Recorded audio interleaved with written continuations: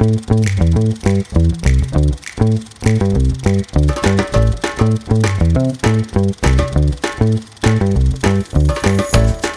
everybody and welcome to Kev's Movie Corner. I am Kev and this week we are talking about A Streetcar Named Desire.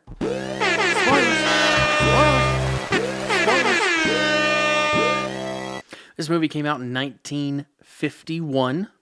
It is based off of a play, or it is a film adapted from a play by the same name, written by Tennessee Williams.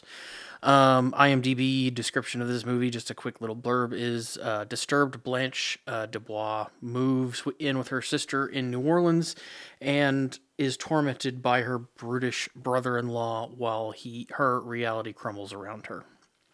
It stars Vivien Leigh as Blanche, Marlon Brando as Marlon Brando as Stanley, and Kim Hunter as Stella. So this was, I have to say, this movie was kind of boring to me to start. It took a little while for me to get into it. I thought it was kind of slow at the beginning. A lot of what was going on didn't really seem to make sense, which you kind of learn why a little bit later in it. I did think it got a lot better as the movie went on. It's just over 2 hours long, about 2 hours and 10 minutes long. But anyway, so you start with the movie. You get the name of the movie within the first 30 seconds of dialogue. Blanche is coming to, after her kind of world has fallen apart where she's from, she is moving to New Orleans to see her. She's coming to New Orleans to see her sister.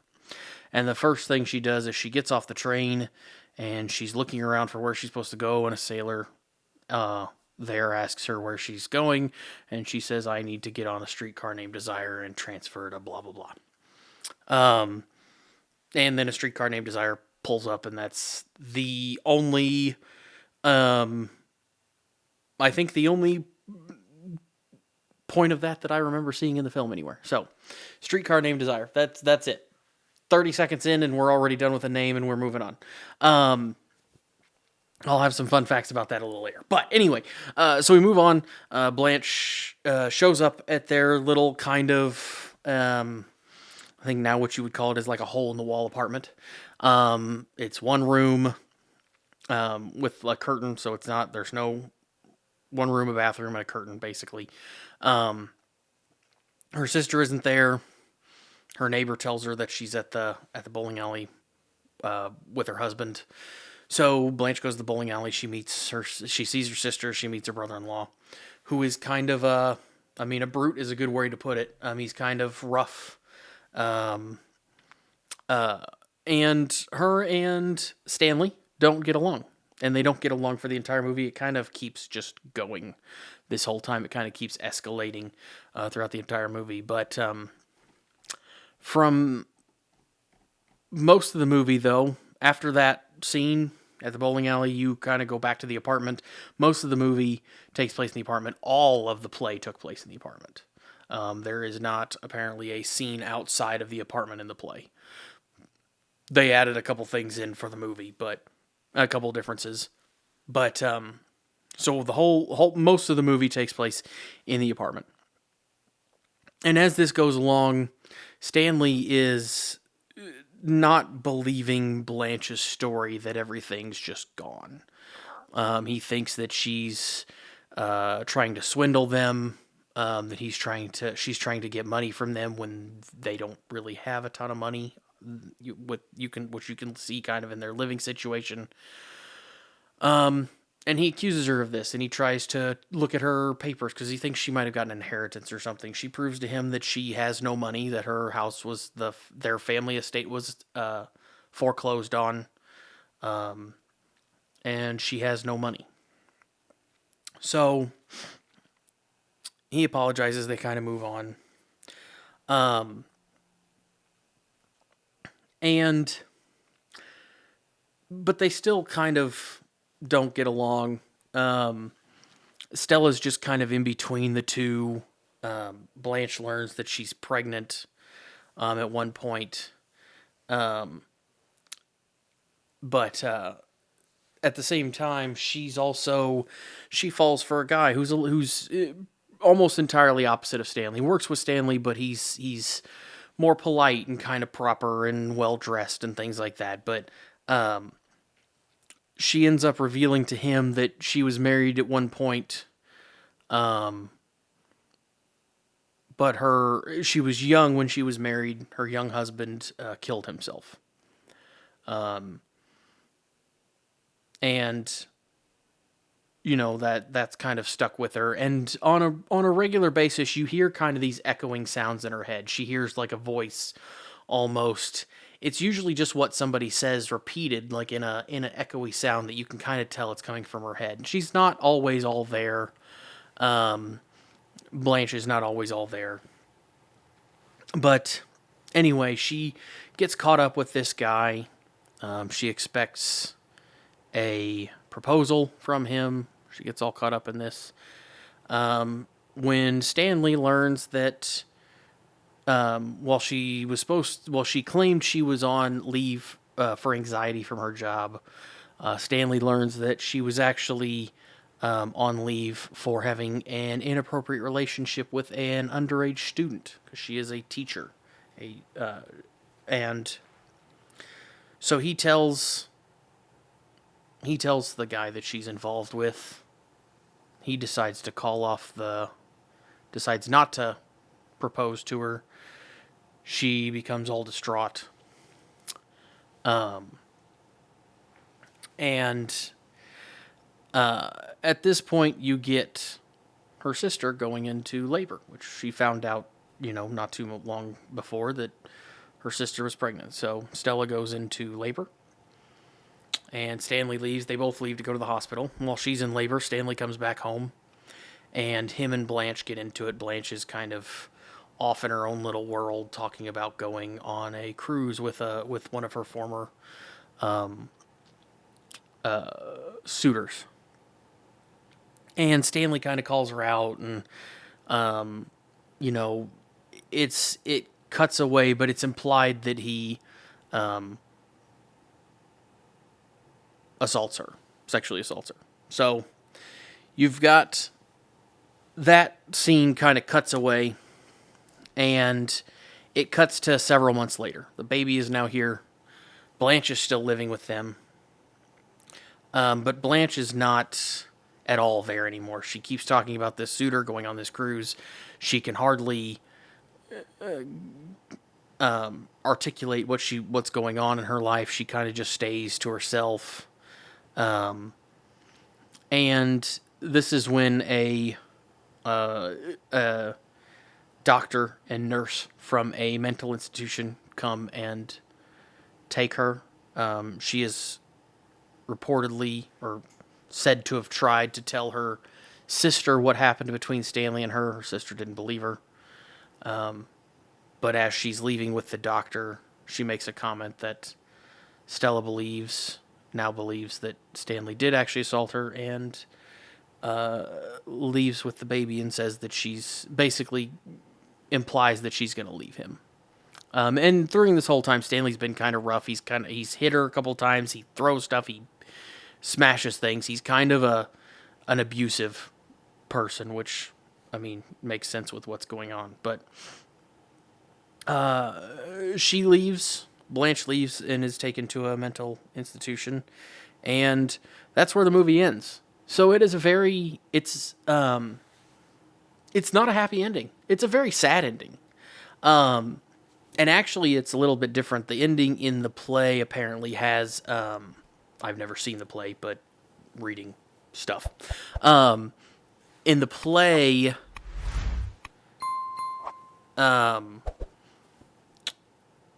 Stella is consoled by her, or she lets Stanley console her instead of leaving him, basically. By being upset about what happens to her sister, she lets Stanley console him. But they change that in the movie to where she basically implies that she's going to leave Stanley with the baby. So, that's the basically the outline of the movie. There was, I'll tell you when the point when I perked up and was like, what's going on, is when she's talking to the guy that she's kind of fallen for, about halfway through the film, and she mentions her young husband had died. And she explains that he killed himself, which is just a, what? I'm, okay. And that was something that I wasn't expecting to hear. This movie has a lot of difficult topics with mental health, suicide, abuse, all kinds of things, and it's not in the movie. Luckily, Stella ends up supposedly leaving Stanley. Blanche isn't so lucky and basically is, put into a catatonic state from what happened to her. But it is a sad movie. It is a tragedy. It is a drama. That's what it's considered.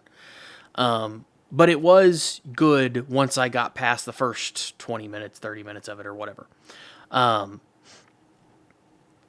So I would recommend it because of that. It is an iconic movie. So the whole Stella thing, the yelling Stella. Okay, that, I didn't know where that came from. I thought that was from Rocky, actually. He yells Adrian. Didn't know that. Thought the girl's name was Stella in that movie before I watched it. I've since seen it, and I know it's Adrian. But that's my stupidity. Not for you guys to worry about. This is where that comes from, actually. I did not know that. Another interesting thing is there actually was a streetcar named Desire. There was a streetcar line called the Desire Line. That's the street that it ended on. It ran from 1920 to 1948. So it actually was not running when the movie was filmed and released. It had been changed to a bus line. So for the movie, they consulted with the city, and the city let them lease a streetcar with that plate on it and use that for the movie, for the one scene in the movie, because it's only seen once. But that actually wasn't in use anymore. Like I said, it was buses, and there has been talks to redo it, but there's been people that have wanted to redo it. There's no actually plans to bring back the Desire line in New Orleans. So I thought that was interesting. Music in this is great. It's very jazzy. It's New Orleans, so I love the jazz music. The music actually kept me in the beginning when I said I was like kind of bored. The music is what kind of kept me intrigued and involved in this. I thought it was interesting. I thought it was good, and it was nice to listen to because I do love jazz. I do like jazz music. This movie was censored originally when it came out to follow the Legion of Decency, which was a Catholic organization that pointed out obscene things in films. Couple of other, so there's a lot of random facts with this that I didn't know. I did not know that Vivien Leigh was bipolar, so she had she was already struggling with mental illness. This was done in 1953. She died in 67, not from that. She died from tuberculosis, but that was an issue that she dealt with on a regular basis, was bipolar disorder, and she was known to be difficult to work with. But this film did get a good critical response. It was nominated for 12 Academy Awards, including Best Picture, Best Director, Best Actor and Actress. It won 4 of those.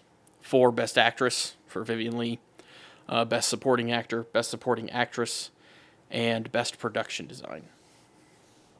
So it did pretty well. It made an estimated, where did I see that? I saw a number here a minute ago. Earned an estimated $4.25 million at the box office in 1951. It was the 5th biggest hit of the year. And it was added to the Library of Congress in 1999. So, and another interesting fact is, like I said, the movie takes place in Stella and Stanley's apartment. And they actually made the apartment smaller throughout the film to like suggest Blanche's increasing like struggles, which I thought was interesting. I've known one other, well, personally I know about, I'm sure it's done much more, but they did a similar thing. They didn't change it all the time, but it was built to kind of look small and tight to kind of give you an awkward feeling, was Edward Scissorhands. They built that town to kind of, like, all the windows are small and things to kind of make you feel a little claustrophobic, which is an interesting way to do that. But yeah, there was, that's Streetcar Named Desire. Like I said, play was from 1947. Movie came out in 1951. So this is another one. We've had a couple books, we've had several movies based on books and several movies based on like things like this. And they all seem to come out really quickly afterwards. And I don't know. Maybe that's common. I mean, I guess the Harry Potter books did come out and the movies didn't come out that long after. But to me, it just seems like some of these are just really quick turnarounds for how quickly they go from being a play or a book or whatever to a movie. But anyway, that again is A Streetcar Named Desire. I would recommend it if you like a intense kind of drama, tragedy-filled movie. I would recommend it. Next week, we're watching Rear Window from 1954. Gotta be honest, never even heard of that one. I've at least heard of A Streetcar Named Desire before I watched it, but never heard of Rear Window. So, that's what we're going to watch next week. Don't forget to like, subscribe, comment. Let me know what you want, I guess, to talk about after we get on with these movies. Because I think we're more than halfway through the list now, so I guess we got another, half a year or whatever to get through it. But anyway, like, subscribe, comment, and I will talk to you guys next week.